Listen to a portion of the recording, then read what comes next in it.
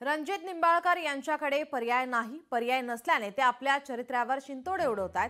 जयश्री आगवणे यांनी रणजित निंबाळकर यांच्यावर आरोप केले आहेत। फलटण उपजिल्हा रुग्णालयातील महिला डॉक्टर आत्महत्या प्रकरणाला आता राजकीय वळण लागल्याने आता नवनवीन आरोप प्रत्यारोप समोर येत आहेत।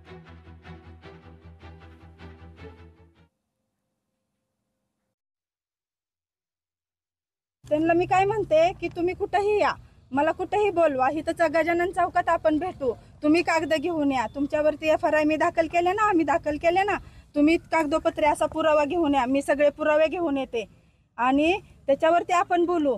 शोभतंय का तुम्हाला? आज तुम्ही प्रतिनिधित्व करताय कुठल्या तरी मोठ्या पक्षाचं।